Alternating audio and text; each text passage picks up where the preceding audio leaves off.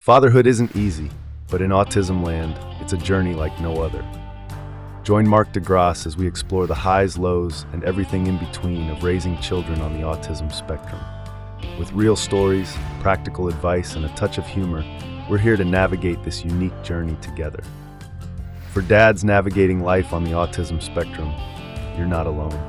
Hey everyone, welcome to the Dads In Autismland podcast, where we talk everything autism dads, raising autistic kiddos, and going through the adventure every single day. Today I have special guest Tim Huck. We're going to be talking about his journey as an autism dad, and then also what he's doing to support other autism families with a new venture. So welcome, Tim. Yeah, thank you so much for having me, Mark. Ironically, I found you on LinkedIn before I knew about your podcast.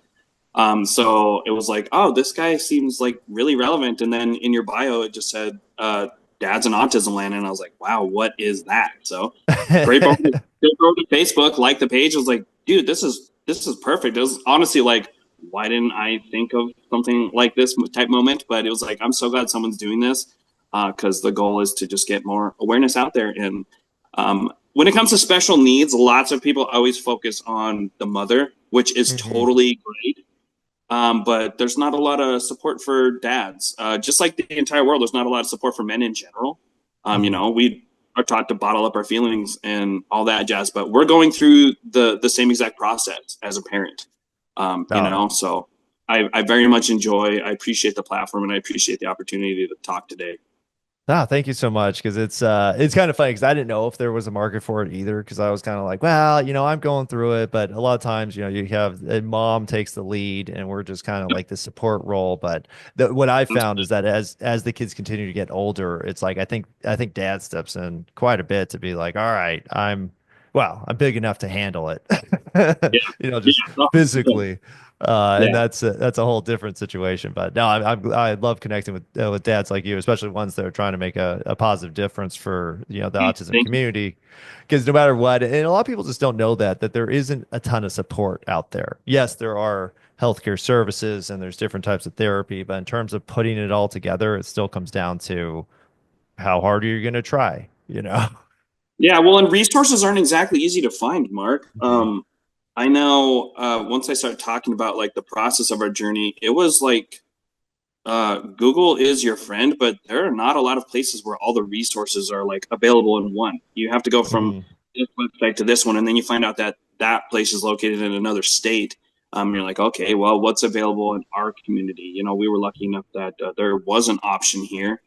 But I just felt like the amount of resources, especially not so much resources for what to do for your autistic child, but what do we do as parents? Like, what is there are there support groups? Are there even Facebook groups for us to talk about? Aside from like a generic special needs community group on Facebook where people are on there arguing, et cetera, just how social media works, right? So it was strange finding out that there was not a lot of parent support out there. And women can they're more outgoing in my opinion about talking to other moms, like especially at like drop off or picking up. They talk to each other. Men, we just don't. I'm an outgoing individual myself, but once you find out that your child has special needs of whatever diagnosis you get, whatever realm you're in, you kind of just start really going through it, and you're like, what do I do now? Is anyone else going through this like me? Like, I really like to talk to somebody, but in society as a man, it's just not like, it's not kosher almost. I think it's getting better. I think you're right, because it's like you're afraid of the judgment, you're afraid of looking incompetent, you're afraid of not stepping up and taking charge of stuff, and you're just like, man, I'm just a dad. Like, being a dad by itself today is tough enough, and then you have this other side of like, okay, now you have no idea what you're doing or no experience with this unique situation, and it makes it even worse. And then, like you said, the lack of support, because it's kind of, I think, my vision was like, okay, I have a special needs child. There must be like an office that you go to and say, here's my situation. What do I do next? Yeah, what somebody point me in a direction. That was the biggest thing. So if you'd like, I'll just get into our story and then the Yeah. Yes, hurdles please. we've been through. So we have my wife and I are happily married. We have 3 kids now. Our first, who is now 7, was diagnosed at age 2. So right around, I would say 16 or 17 months old. My wife more so than me because she's a stay-at-home. She started noticing that he was stemming a lot. He was flailing his hands a lot. And really, before he walked, he was doing a lot of just jumping on things, like constant jumping up and down. And naturally, your first inclination as a first-time parent, you don't have a neurotypical child who came before this to base anything off of, so there's no data to pull there. You ask your parents who were born in a much different era when autism wasn't really a thing. My parents were both born in the 60s.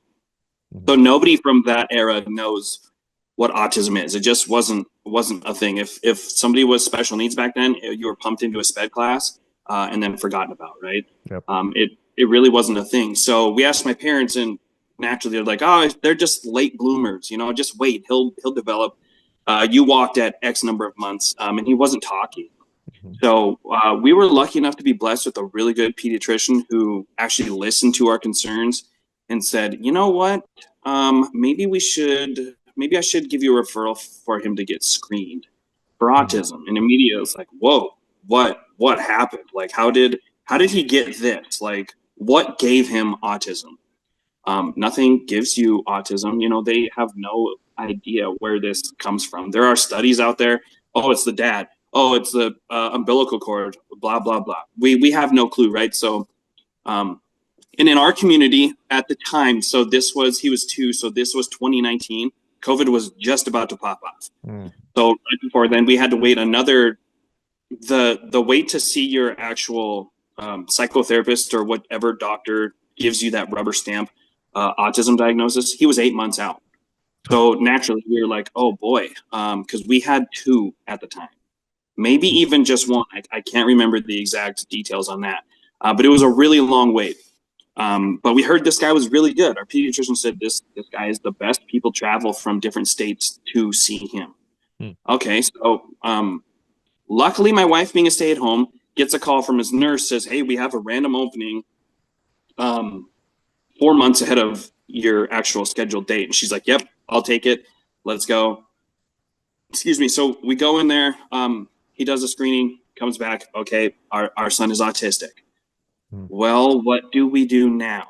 He said, well, there's this thing called ABA therapy, which is applied behavior analysis. He said it's really intensive therapy where they walk your child through all these steps of how to it works hand in hand with a speech and OT, which our child did need to. So you go in with a tech. Our child went full time. So 8 hours a day, just as much as I was working. You go in with a tech. They teach them how to interact socially, because that's a huge thing with autistic kids is their social interaction is much different than ours, right? Personal space is a huge thing at our house because my son does not know personal space, and he really didn't know it before ABA therapy, right? So they taught him all these different skills, and naturally you get updates as you go, right? So I'm kind of getting ahead. I apologize. He starts at age 2 and a couple months and change, right? Because we got the diagnosis at about 18 months, which in this world is very, very early. Like that's seriously early. He said, for lack of better terms, we caught it at a really great time, right? Autism is not a bad thing at all. I specifically love it, obviously, but we got on it really early. I think at the time he was the youngest kid to start ABA at the clinic we went to. So they were like, yeah, we absolutely love this. It's a little 2-year-old. So flash forward 2 months, COVID pops off. So he's doing ABA therapy now with a mask. So we're expecting this 2-year-old little boy who's autistic to wear a mask, right? And he has maybe 4 or 5 words in his vocabulary at that time. And at our first meeting with the ABA director, she was like, well, we suggest he does it full time. And luckily, this clinic, we have speech and OT therapists on staff. Wow. So you don't have to drive anywhere else. So yeah, we were really blessed in that respect that he would just go there, and when it's time for his speech once a week, he just walks across the hall to the speech therapist. Same with OT. And then the OT could say, hey, we're doing this food therapy right now. We'll work with your RBT, your tech for ABA. We'll work with them to get you guys on the right track. But the most important thing is, you as parents, for this to be successful, you guys have to take these things that we teach your kid here and apply them at home. This is not going to work if you guys as parents don't keep the same structure of ABA. Not as school oriented. Obviously, we don't have to be his teachers when we get home. We're still his parents and his friends. But they said, if you just follow these things, it will be a lot more successful for you, right? So at that time, he had been going for, I think, right before the age of 3. Oh, sorry, better back up. Our insurance did not accept ABA therapy. Of course. So naturally, we were like, well, great. What do we do? The clinic also had a waiting list, but we squeaked into an opening there, and they're like, hey, how are you going to pay for this? Well, our insurance did not accept that. So the clinic said, well, we partner with these insurance plans, whether it's, I think it was Pacific Source, one Blue Cross one, and then one I had never heard of. So I chose Pacific Source, which was a $350 a month premium, and then $6,500 out of pocket for the year. So it's about $11,000 for the year. Now, me, how are we going to come up with an extra mortgage payment a month to pay for this? I don't know how many years he's going to be here, because kids can't technically age out of ABA, but we didn't have to worry about that because he was so young. We just knew that as parents, this was something that he absolutely needed, and we were going to trust the process and run it to the end, regardless of how we were going to pay for it. Yep. So we get all that set up, start making payments, just barely scraping by. My wife gets pregnant with our second child. Unfortunately, we lose that one while my son is going through ABA. So that part of our life was really tough. We just knew we wanted more kids, but there was also that being scared as a parent, like, what did we do wrong with the first one? What if the second one is autistic too? How are we going to pay for 2 to go through this? So we have our second child. She's a beautiful little girl. She's totally healthy. She's neurotypical, so she's absolutely nothing like her brother. So one of our meetings with the ABA clinic was like, hey, we want to run this up until he goes to kindergarten at age almost 6, right? So, okay, so his last day of ABA therapy was the day before he started kindergarten at like 10 days before he turned 6. So we did ABA therapy for 3 years in a row at a tune of around $35,000. So naturally in my head, I'm like, wow, how are all these other parents that I see at pickup, how are they affording this? I never asked any questions to other parents. We met some parents along the way we're still friends with. And our child is still best friends with a kid he met at ABA therapy. So that's nice. They did give us the option, because ABA therapy was so, I don't like the term invasive, but it was so in your face, and they had a really structured curriculum. They said we had the option to skip kindergarten because he was going to be doing stuff that he learned over a year ago at ABA therapy. We opted not to do that. We figured, hey, what the heck? We might as well send him to kindergarten. What's it going to hurt? It's just a year. So he did kindergarten. He was extremely bored because all of that stuff he had already done.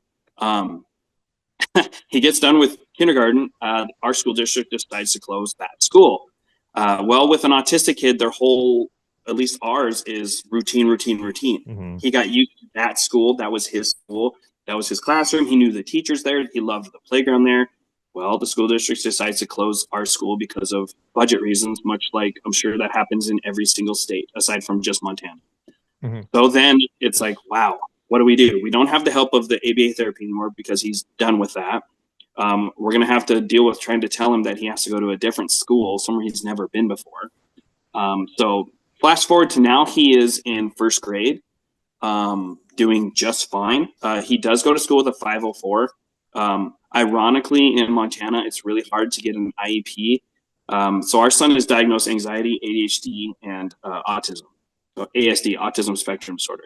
We could not get an IEP with those 3, which is wild, because I hear of other people saying they got IEPs for just their kid needing speech help. Our state would not allow that. So he goes to school with the 504, which is much more lenient. The school districts find ways around 504s all the time, and who knows what's going to happen with 504s and IEPs right now with what's going on too. So as a parent of a special needs child who goes to school with one, that's concerning, to say the least, right? But we have a lot of parental challenges at home. So we have 3 kids now, ages 7, 5, and 2.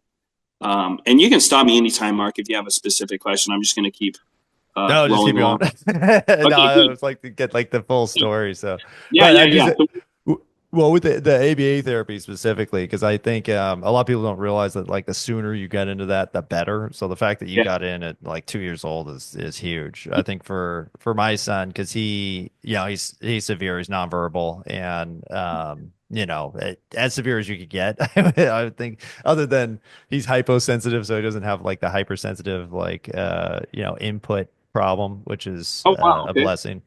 But it took us, I think, a year and a half to get the diagnosis. And then we did go to all the other therapies. And then we started like part-time ABA. And our concept, just so people know, like, why do you go that route versus maybe, the less intensive route with the therapy, is we have to think about, is something he's doing right now going to be appropriate when he's 18? And Yeah. because my son's on the 99th percentile for like height and weight, so he's 12 and 175 pounds, and he's like a Wow. linebacker already. Wow. And so we think in terms of like, oh my gosh, we have to say, is this appropriate at 18, taking your pants off or something like that? And you're like, well, if Yeah. it's not, you got to figure it out now. And the sooner you get the habits down, and if you can ingrain them like you guys did, then it sounds like that's huge. I mean, him going to a normal school is fantastic. Does he have an aide at the school, or? No, so actually during ABA therapy, something I did mention was our clinic, when he was 3, our clinic partners with a local preschool here. It's run out of a church. We don't go to that one. But regardless, our clinic was partnered with them. So when he turned age 3, his second year in ABA, they said, hey, we have this program. We pay for it. If you want to enroll him in this preschool, we will send one of our ABA techs with him every day. So every day that ABA tech would drive our son from the ABA clinic to the preschool and then do his preschool stuff there. So his tech was with him all the time. And they were like, hey, this is going to integrate him into public schools. Hopefully he can go straight into kindergarten after this. So he did that for 2 years, going to that preschool as a 3 and 4-year-old with a tech. So that was extremely nice. Like, I feel we are so fortunate that our clinic did offer that, because it got him into a social setting with neurotypical kids, where he could actually, learn in a school setting, like, hey, we have to sit down at this time. We have to do this at this time, right? We didn't get to actually view any of his ABA therapy time. Like, we couldn't go there as a parent and say, I'm just going to sit in on this, because the parent being there would have been counterproductive to what the tech was trying to do, right? And our child is on the other end of the spectrum. It sounds like from yours. Obviously, he is verbal. He still stems a ton. We call it his autistic days. Some days you can tell he's masking all day, which is sad. Autistic kids have to mask when they're at school, and other days he's totally autistic, right? So that was really nice that our clinic got to integrate him into a school setting at a young age. But we do have friends that got their child diagnosed at, say, age 5 or 6, and they're just now starting ABA therapy. And they said it's really, really hard, because the kid is already 4 more years developed than they were when ours started. So that's not saying ABA is not going to work, but it's, from their track record, it's much more efficient the earlier you start. But again, I never fault a parent for a late diagnosis, or just not talking to your doctor right away. We're just parents going through it, man. Like, being a parent is hard. It is really, just best really case scenario. it's some gonna be days tough. you're just trying to survive. Like, now that I'm a parent, I realize that most days my parents had no idea what they were doing, because I don't. And growing up in the 90s was a lot different time than growing up now. So it's always interesting to look at wow, my parents didn't know what they were doing, and I can't blame them for not getting, me help when I was a little kid if I may have needed it, because they were taught you just deal with whatever, right?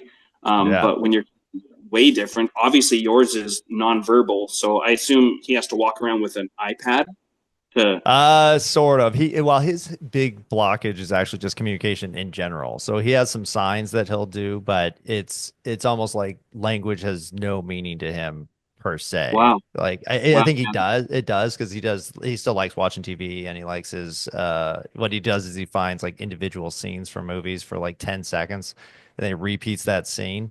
So we don't know what oh the yeah, meaning is behind oh that, yeah, but I think it's like the extreme emotion that's part of a clip will, and it's always that. It's like the scene where the monster falls on the tacks and then screams and runs around like a maniac, or the scream can being opened, and he has like a list of these in each movie.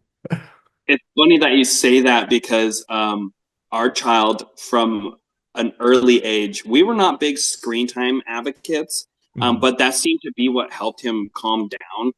So I felt like we were always going against, society saying you should not give your kids screen time. That's brain rot. Yeah. Well, with a special needs child, sometimes that's their thing, right? So our son watches the same movie over and over for days on end, and then he'll pick a different one. And he absolutely just will sit there with remote and rewind a scene. And 99% of the time, it's crashing, right? So that's the biggest problem we have with our kids right now is having one special needs and then two neurotypical kids. Our son loves the crash effect. So he will just walk up to his little siblings and just grab onto them and wrestle them to the ground. Oh my And like gosh. his little sister will be walking by and he'll just trip her and then just body slam. And it's immediately just a wrestle fight. And she's going, hey, mom, dad, what the heck? And he's sitting there laughing because he loves that. So naturally, our biggest concern was, whoa, is he going to be doing this at school? Is he Mhm. going to be taking his classmates and just doing that on the playground? So far, it doesn't sound like he is, but that just means he's masking all day. But that is the most difficult part is parenting two different ways. We make Mhm. several different meals for dinner because his palate for food is just like non-existent most days. Even after years of OT for food therapy, his list of preferred foods is like 5 or 6 long. So Yeah. we go through 5 pounds of frozen blueberries a week. So every week it's 5 pounds. 5 pounds, a 5 pound frozen blueberry bag you get for smoothies.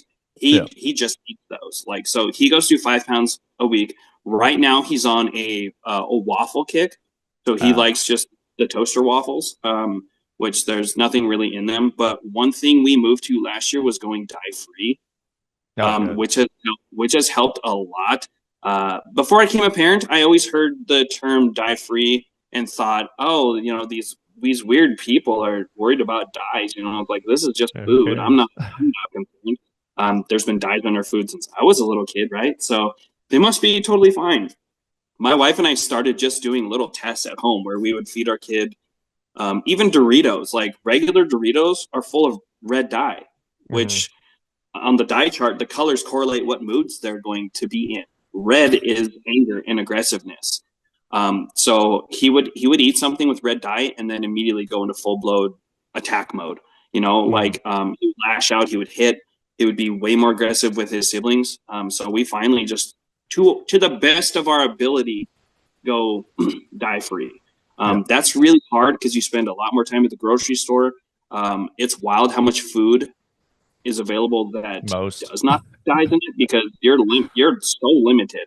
Like the aisles at Walmart are down to like half an aisle of foods you can get that have no artificial colorings or preservatives in them. So that's just a move we made, and it's helped out our other children too. Mhm. Even the neurotypical kids, they don't throw as many fits and tantrums because of the food.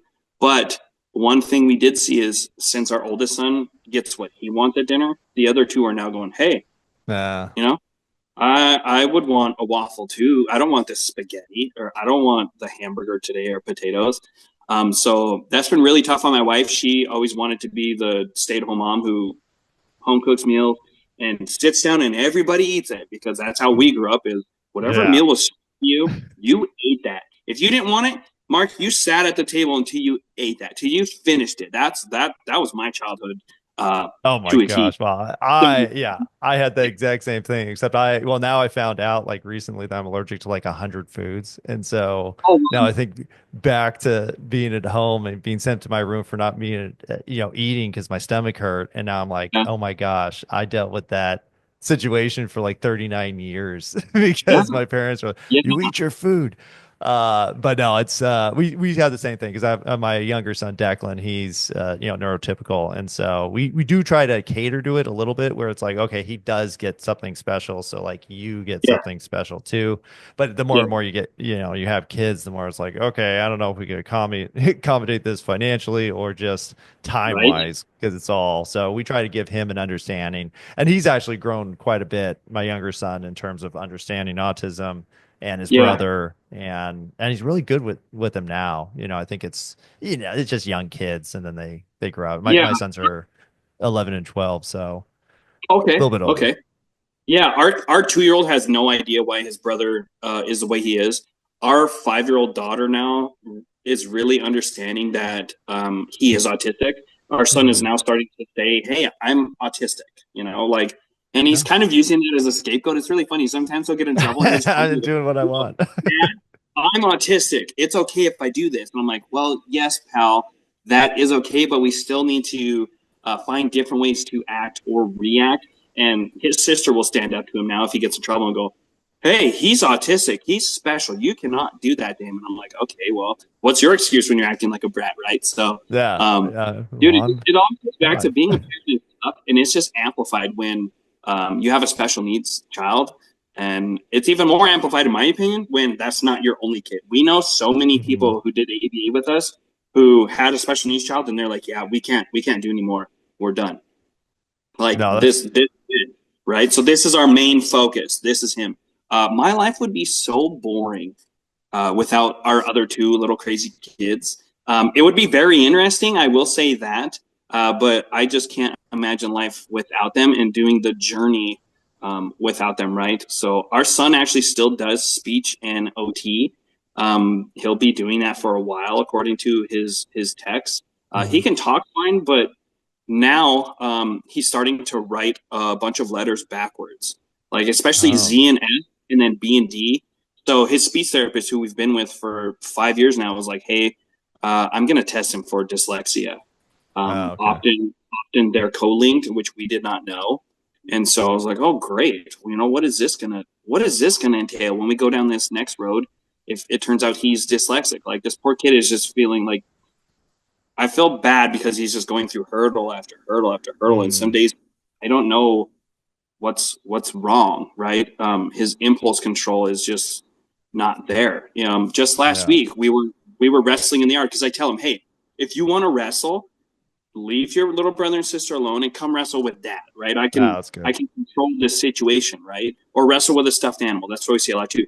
We were wrestling. I thought we were still playing. He was done. He did not express that. He gets up and just haymakers me in the face. Oh my gosh. This kid's 7, so it didn't like Yeah. knock me up. But still, like I took it right to Still the eye, hurts. and Yeah. I was like, "Oh, hey!" He just looked at me and started bawling. Like, "I'm so sorry, Dad. I don't know what happened. I will never do that again."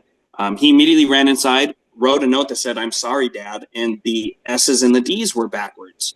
Oh. Um, yeah, I don't know. I don't know what's going on with that. If he just developed dyslexia all of a sudden because he did all of kindergarten and ABA writing the letters just fine. Mhm. So I really don't know. But Ah, that's a struggle. Trying to deal with his outbursts. And then, like you said, the TV thing. We do allow our son to get TV um, during dinner time. I grew up, like I said, in the 90s. It was you sat down for dinner and my dad watched the news. As soon as mm, the local news was over, Home Improvement was on. So that was we just ate like that. My wife did not eat with a TV in the house. They had one TV in their house growing up. uh-huh. So we're on two totally different sides there. Whereas me, I love eating a meal and watching TV. She's like, "No, we don't do that." Well, now that we have this child who has to watch something, um, it's different. And he always gets to pick the movie. So then the other siblings are constantly like, well, I want to pick the movie during dinner time. Yeah. You know, our son eats really fast. So he'll eat his dinner, just scarf it down, and he leaves the table. Well, the other two are eating at a normal pace, so they're not even halfway through their meal. And they're like immediately drop their forks and like, oh, well, he's done. I want to be done now too. Right? Yeah. And so Finish. we have to sit there and say, hey, to our oldest, will you please come at least sit at the table until these two are done? Well, that rarely ever works because he's immediately going to his trampoline. We have those little personal like exercise trampolines, but they make them for kids with the bar. Oh yeah. No, we've gone through, I want to say 20 of those, except they're the adult ones. he went through 4 of those last year. Yeah. So we're right. constantly scraping to get a trampoline. At one point, all the kids were fighting over it, so we got 3 of them in our living room. Then they were just fighting over the one. It was just typical kid stuff, but it's just another thing that he is different, right? One struggle that we did not have to go through that I hear other parents talking about is their parents' acceptance of their child's diagnosis. I've heard some stories where some people we know, like their parents who are old school, did not understand the autism diagnosis or did not understand why that child was different. You know, they were just they weren't like necessarily denying it. They're just like, oh, he's just being a kid. My parents totally embraced the diagnosis of autism, which was nice. And my wife does not have any parents, so her side, unfortunately or fortunately, we didn't have to worry about training people. The hardest thing is when you take your kids to grandpa and grandma's house. What did you grow up with at grandpa and grandma's house? Mine was pop, candy, chips. You stayed up as late as you wanted. You ate all the junk food, and you got to do whatever you wanted at grandpa and grandma's house. Well, that's not okay with our oldest son because he can't just pile shovel candy into his mouth.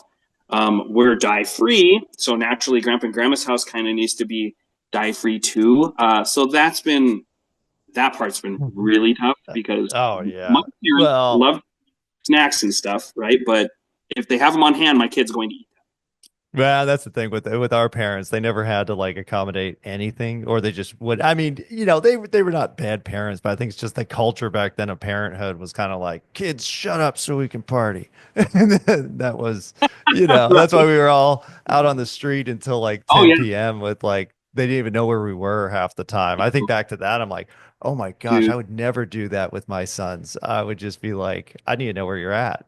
Well, something could happen. But it's a different era. I can relate to that so much. So I grew up on a dead end street. Billings, Montana, which I live, is we only have 120,000 people. And it's grown exponentially just since COVID alone, because lots of people flocked here to buy properties and stuff. So growing up in the 90s, I would say we were at like 75, 80,000 people. I grew up on a dead-end street 200 feet from the Yellowstone River. So my backyard overlooked the Yellowstone River. That's just where my parents bought a house, and it was really nice. It was almost like a rural area, right?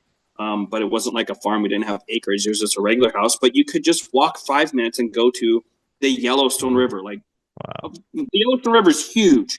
The undercurrent is wild. I spent every waking moment going for walks or hikes just back on the riverbank as a kid. And back then, you just told your parents, hey, I'm leaving. I'll be back for dinner time. Yeah. And we walked along there.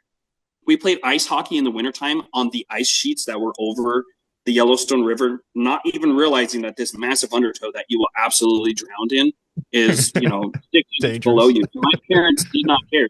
They were at work. They did not care. Once you reached a certain age, which was probably like 9 or 10, you got to stay home by yourself, right?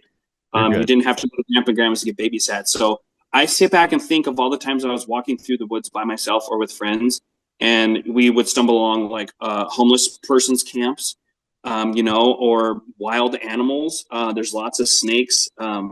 There's lots of wildlife along the Yellowstone River in Montana. I think back to that, and I don't know how they did that. My personal anxiety would not allow my child to do that. I don't even like my kids playing in our backyard because we live on a corner lot, so the street is right by our backyard. So it's not like necessarily private. I don't even trust them. I have to be outside with them.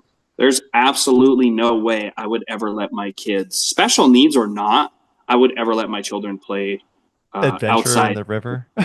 unattended. Well, maybe No, that's probably why the name of my podcast resonates with like other dads because we're all around that age and we had similar upbringings where it's like, yeah, it's summertime. You could stay out till whenever.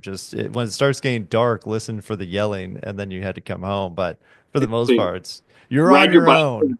Yeah, ride Yeah, your bike for Miles. 15 miles. Yeah. Yeah, I used to ride my bike along the interstate all the time because it's the quickest way to get to my cousin's house.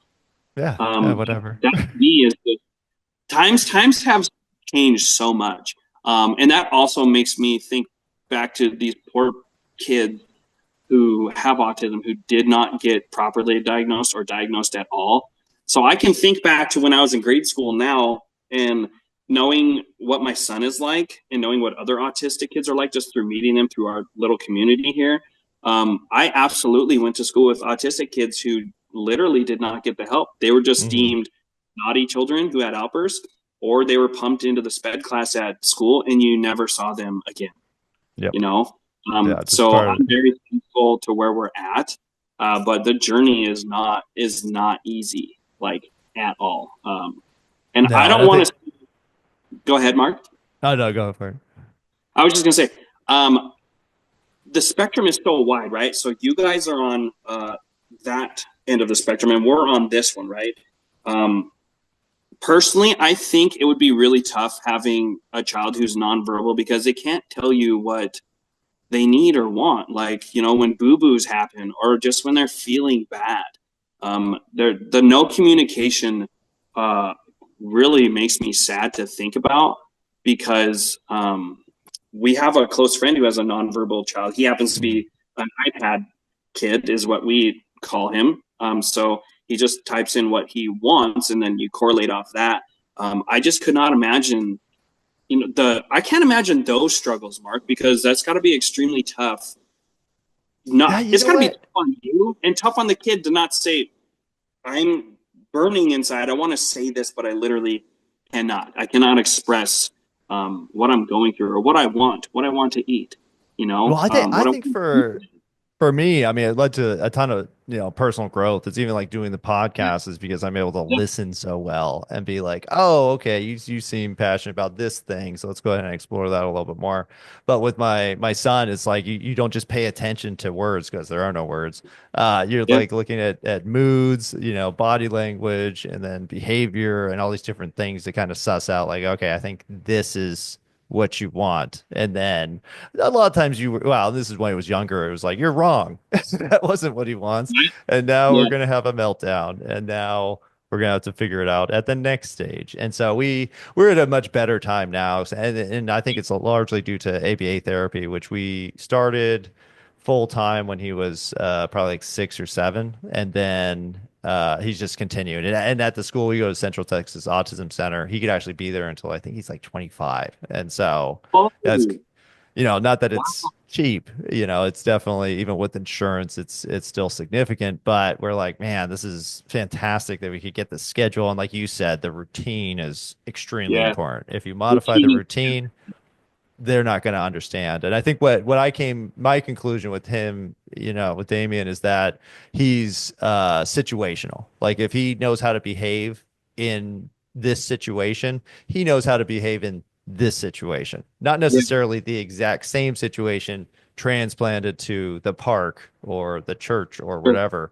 Those are individual instances. So I think it's very specific. But yeah, the communication side, I think it's made me way more empathetic, and I tend to look at everything like, in terms of growth. And so it's like, oh well, how am I able to grow because my son has this issue, and how is my other son able to grow, and my wife able to grow, and overall, I think it's just like any adventure. You're going to get something out of it, whether it Yeah, goes well or not. yeah. You're probably a body language expert now. It probably translated to the business side of your life, and you're probably able to read people better than most. I would Wow. guess at Well, this point.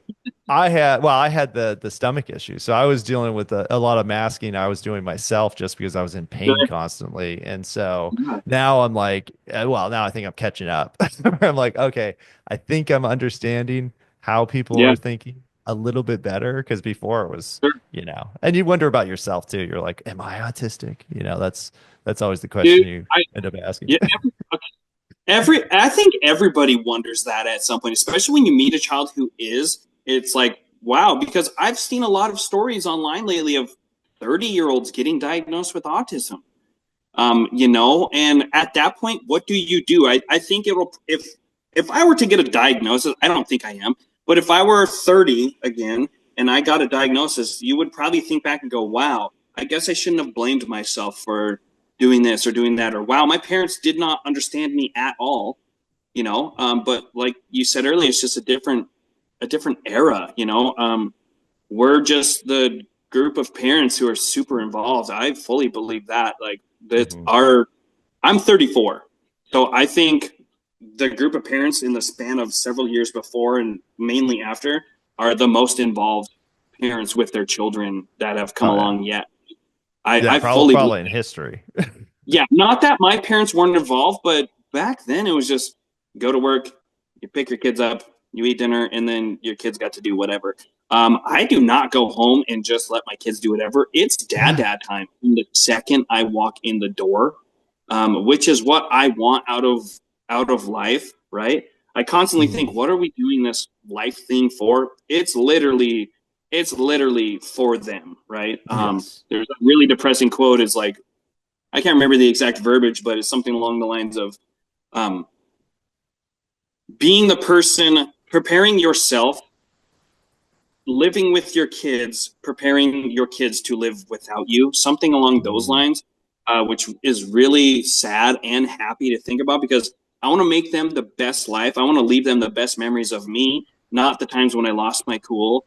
I want them to have all these memories, but eventually I will be just a memory, right? Mhm. So that's really sad to think about. I just don't want them to uh, ever remember the bad things. I don't want them to have childhood trauma, right? Mhm. Now, naturally, if I unfortunately die unexpectedly, that would be that. But I want whatever memories they have to be dad helped me, dad played with me. Dad helped me understand my older brother who's different. And then I think of our autistic child. What kind of memories is he going to have of me? Mm. His life is totally different than ours.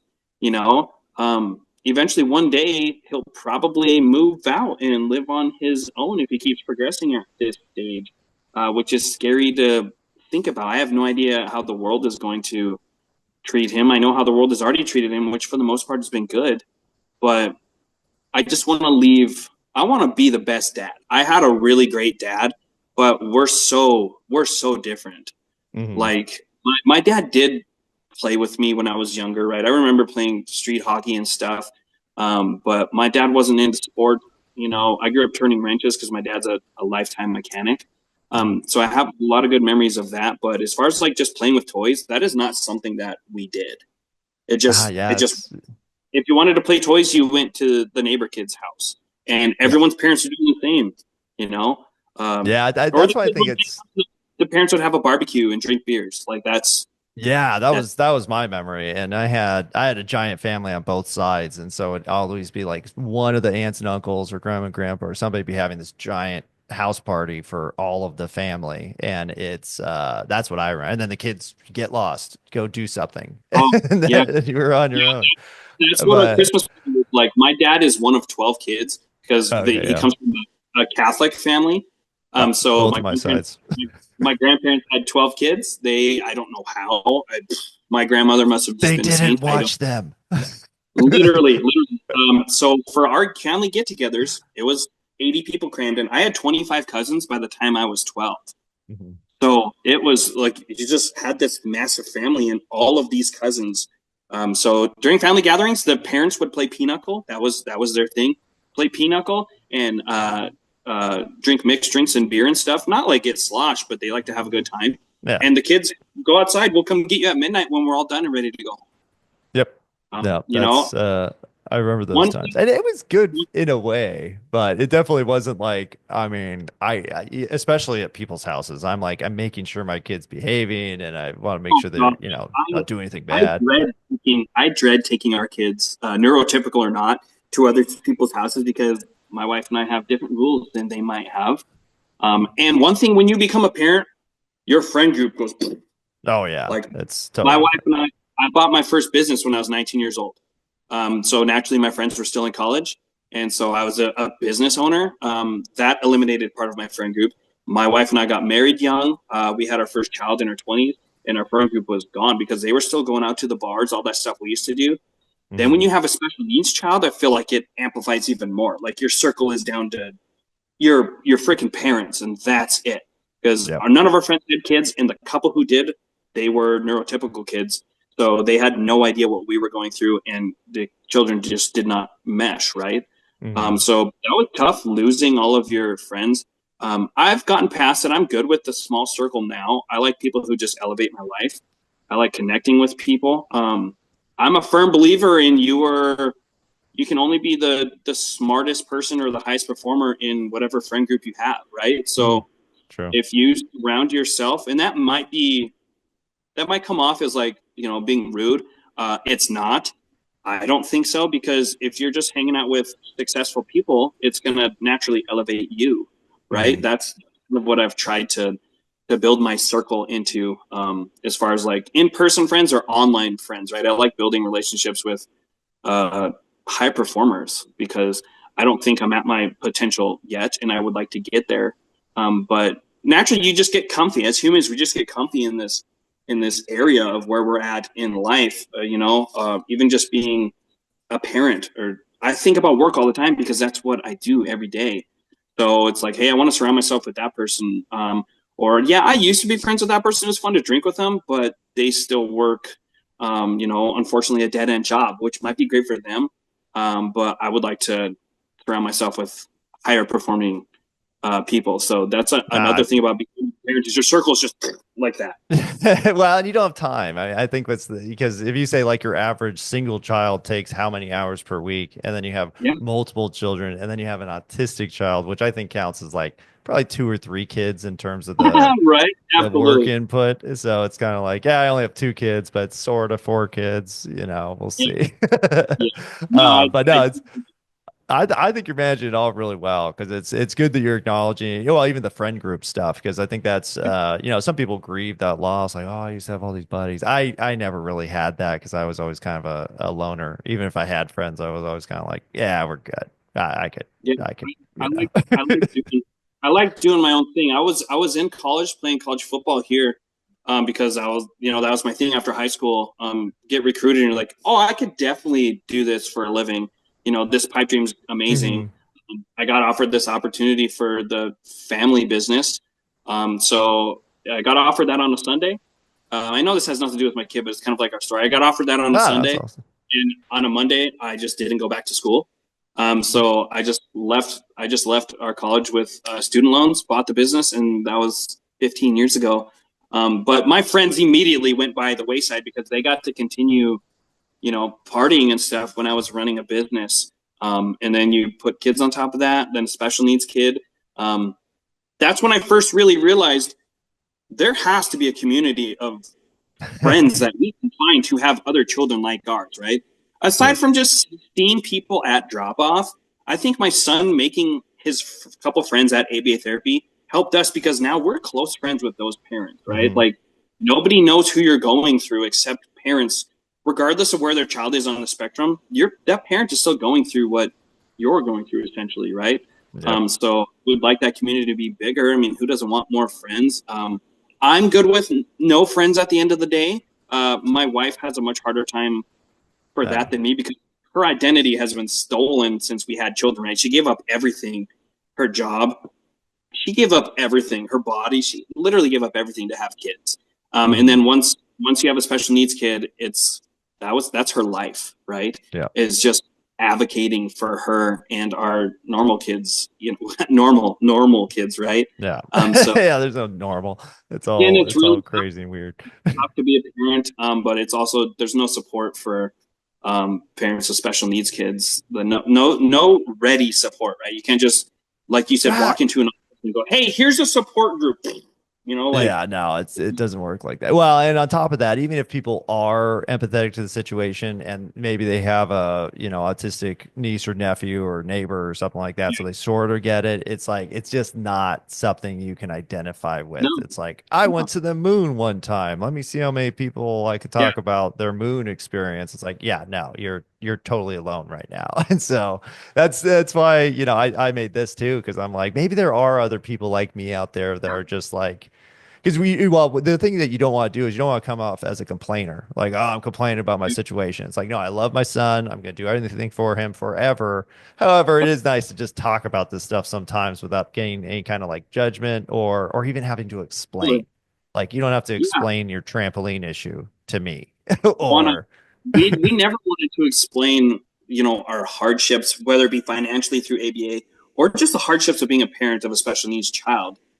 It would just be nice. It would have been nice to have much more of a sounding board back then, Mhm. because I was going to work every day alone because we don't have employees, so I'm an owner operator. And you just sit there with my headphones in and going, man, it would be really nice to speak to somebody at this point. You Mhm. know, I don't necessarily want to go see a therapist, but even so, You that may have you should. helped. I Yeah, I always just endorse that. yeah, I just didn't. I just kind of kept it inside until I found a way to um, channel our story into something bigger than to. My goal was to help other people, right? Like that would be ideal, much like you're doing with this. Like, this is fantastic. I don't know if I've ever talked to another autism dad this extensively, even our friends, about how deep the situation goes, right? Because I don't want to ask my friends about money. I don't want to ask them, "Hey, how much did your therapy cost?" or "How much did yours?" Yeah. I don't want to do that. And you can tell other people don't want to ask you. Like, some of our friends we do occasionally talk to who don't have special needs child, you can tell they're afraid to ask about our son. Like, they Yeah. might ask, "How's he doing?" But the conversation ends there. They don't ask, "Hey, what does he do?" or "What's this?" or "What's that?" Or you get the opposite, where they're like, they send you a You text, should "Hey, do my son this. is my son is walking on their tippy toes. I think he might be autistic now. What do I do?" And I'm like, "Okay, well, listen, that is not that's not the a massive sign. That is a sign, but that's not the trigger to then send you down Yeah. this road. Pump the brakes, but Well, that's the it's other fear is it's kind of like, well, and that's why we haven't talked a lot because when you do start talking about it, you always get, well, I think it happens less now, but it'll be like, oh yeah, I watched an autistic child once. I totally get what you're talking about. And you're like, that's also offensive because you don't. thank you. Yes, sometimes I play cards with some guys every once in a while when I have free time at night, and they're a little younger than I am, and sometimes I'll just crack jokes, be like, "Oh, that guy's weird. He's autistic," blah blah blah blah. Oh, And this guy who plays with us very well may have autism. He's an adult now, but I think he's just quirky.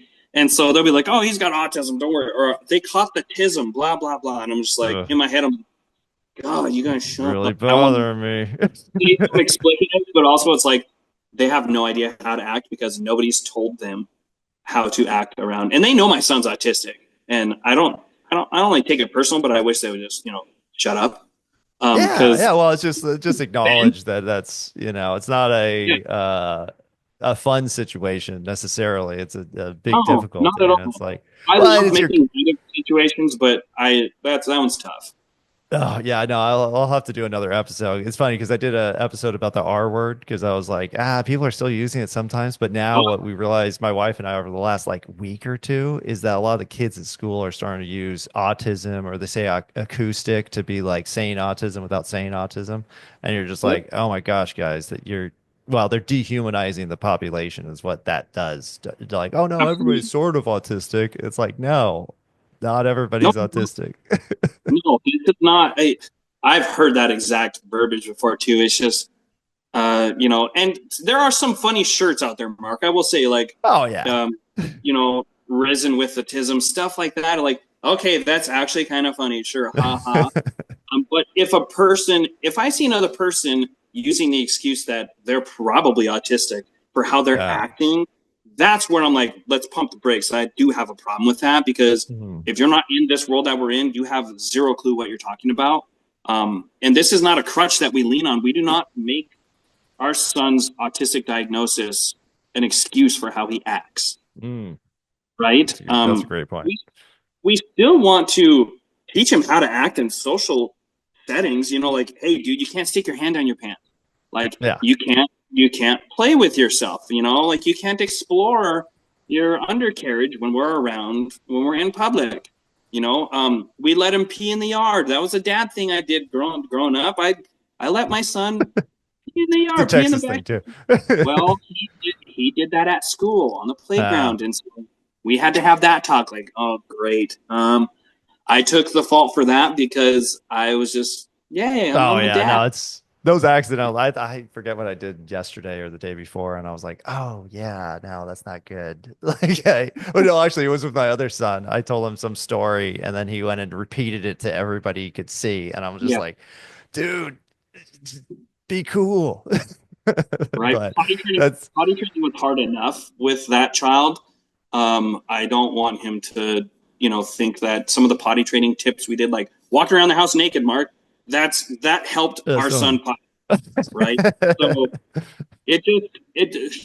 I don't want to say he's autistic, he can get away with everything. No, that is our goal. I just want whatever quirks he does have to be accepted, but also that fine line where he knows how to act right. Yes. The term I hate the most is, as a parent, you should know better. I used to say that a lot, but I've found that he literally does not know better in some situations. And so then I was going to bed with a bunch of guilt saying, wow, I just, you know, got aggressive with this 6-year-old boy at the time saying, you should know better. You should know better. You can't do that stuff. Well, he doesn't know better because I probably didn't teach him the right way to do it. So that's the you should know better. I hate that term. With any child, because they're children who are developing. Us as adults, Mark, we can't keep our stuff straight. Okay. Yeah. Adults, how do you think?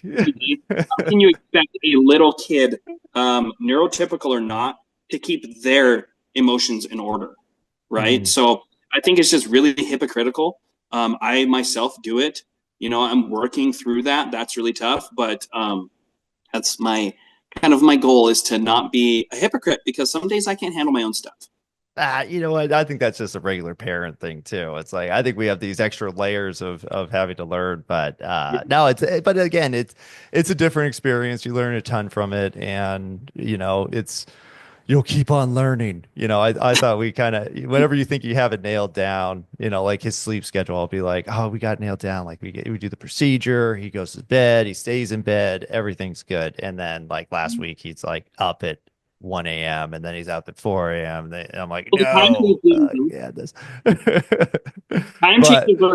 Time changes are our worst enemy. Like it's the devil. I think it's only made to disrupt the population and do some kind of psyop crap to screw us up before the summer. Who just doesn't observe it? Why can't we just stay where we're at? It's just like, hey, I just want time to be time and not destroy everybody's sleeping schedule for several weeks, which causes who knows what kind of economic damage, much less family damage.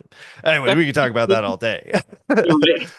Well, thanks so much for coming on, Tim. This has been fantastic. I'm glad that you know, you're finding the podcast useful. Sounds like you could contribute quite a bit to it. I know you have your own nonprofit that you started recently. Yeah. Go ahead. No. I was going to say, which helps people with ABA therapy. And maybe I'll have you back on to talk about that. But do you want to give people just a short kind of synopsis of what you're working on? Oh, sure. So just like the Cliff Notes, 8 months ago, I had a dream that I helped out another family personally paying off their ABA debt. I was fortunate enough to use a business credit card with a $10,000 limit on it 3 years in a row to pay our clinic debt off, which may have not been smart, but I wanted to get that debt paid for. And I chose to use my credit card for it. So we spent the last several years scraping that off. It's all paid for now. But I had a dream that I handed a family a couple $1,000 check and said, hey, apply this to your therapy because I know you guys owe a pile of money like I did. I woke up, called my mentor, and she instructed me that I should start a foundation or nonprofit. which was what I was going for. The foundation was not for me. The nonprofit was. So I spent several months building out a board of directors through my connections here in my local community and people I personally know. I had 30 meetings. I landed with 7. We wrote our bylaws, wrote our articles of incorporation. I filed personally with the IRS, which is not something that people typically do. We got that IRS determination letter saying we were accepted as a 501c3 right before the beginning of the year. My goal is to fundraise to award scholarships to local families to help pay off their ABA therapy. So a family will go to their local clinic. They'll pick up an application packet once this program goes live. They'll apply. We'll go over it as a board. We'll see what they wrote down. We have a pretty strict application process, which needs to be in place. They apply, and then we award them a scholarship. And the scholarships are funded by public donations and business donations. So that was my main goal, but it kind of morphed into lots of inclusive events. We have 3 events lined up for 2025, just the spring already. I just had my first event last week where some special needs kids got to go to our local Lego store and play how they knew to play. They got to throw Legos everywhere, and it was really sensory friendly because Lego pieces are like, it's good sensory feel. So there was a severely autistic nonverbal boy there who was just throwing the Legos on his head and just screaming and laughing the whole time. And his mom was crying during the event because she did not have the opportunity to take him to places like this out of fear of judgment. Yeah. And we just created this safe space, this event for him to be able to do that. And it was really popular. We'd have more fundraising events, right? So it's really different going from blue collar work like myself to now meeting with business owners to request donations, taxable donations. So that's been tough, but yeah, it's called the Spectrum Hope Fund, thespectrumhopefund.com if you want to read more about it. If you're interested in starting something like this in your area, I would be open to fielding questions because it's not easy to start a nonprofit, let alone by yourself. So I'm pretty proud of myself for doing that. But my goal is I just want to help other kids. I do not get paid for doing this. This is just my dad passion project right now. If it turned into my dream job, Mark, of being the executive director at an actual paid position, that would be fantastic. But that is not my goal. It's I actually made myself a non-voting member on this board for the reason I didn't want myself to run this in a way that I personally didn't see fit when I wrote my original vision. So my board of directors can technically get rid of me, which is not very common. And I purposely did that because I believe in the mission more than I believe in creating a possible job for myself. So naturally, I founded this out of the love for my son. So it's really cool. I don't know if he'll realize that one day or not. People ask me that all the time, if my son's going to realize why I'm doing this. I don't know. I'm kind of doing this for me, for unselfish reasons, just so I can help other families who are struggling and didn't have the opportunities that I did, from working really hard. So yeah, that's really it. I don't want to, bend your guys' ear too much on my thing, but that's it. It's just a way I can give back. Much like Mark's doing with this podcast, a soundboard. Our website is just a massive resource page. I have the local ABA clinics there. I have literature on what's a IEP, what's a 504, what is ASD, what's ABA therapy, how parents can get involved, just steps. And the amount of parents who have reached out to me already asking, hey, my son was just diagnosed. Like, how do I get into ABA therapy? What did you guys do? We can just kind of direct them, right? We partnered with a college here, the University of Montana. They have a lower institute connected to them called the Rural Institute of Montana for Rural and Inclusive Communities. We partnered with them, so if somebody has a question, we can direct them to the professionals. So you can find them straight through our site doing that. So that's kind of my goal. It's just a massive resource page. And honestly, with your permission, I would love to link your podcast on there on our site as a resource for a parent to listen to an autism parent related podcast too. So that would be that's yeah. Well, we're happy to link back to you too. I think now that I've kind of talked to so many, I'm like, oh, okay, I see what could be useful for people. Because again, like a lot of people don't, a trampoline provider would be fantastic. That would be amazing. That you literally gave me an idea right there. I know. It's like, oh my gosh, a reinforced trampoline, because like I said, my son's huge. I'm almost like, yeah. So anyways, we'll definitely put a link to you. Thank you so much for doing that. I think it's, the more of us kind of get out there and kind of spread the word about like, hey, here's what we're going through. And we're the lucky ones, honestly, because we were able to, financially or emotionally or, the physically accommodate our autistic kiddos. It's, a lot of people don't have that. And then what happens to the kid? Yeah, there has to be parents out there who got the diagnosis, tried to start ABA, saw the price tag, and said no. No, wow. A lot of them just end up at home where it's just like the school can't handle them and I can't figure out the therapy side. And so I'm just home with my child and my full-time job is caring for this. And it still might be like that, but having the support and honestly, the sooner you get into any kind of therapy, the better the result's going to be in the long term. So I think you're doing God's work and I think it'll work, just keep on going. Nothing's easy. We're rolling.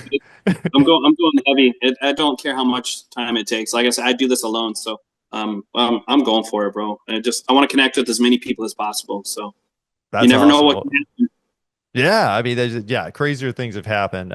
Less valuable funding has been spent on other programs apparently. Now that they're auditing the government, found that. I'm like, oh my gosh, there's no reason why we shouldn't have autistic support somehow, some organized system. Absolutely. That's what I realized.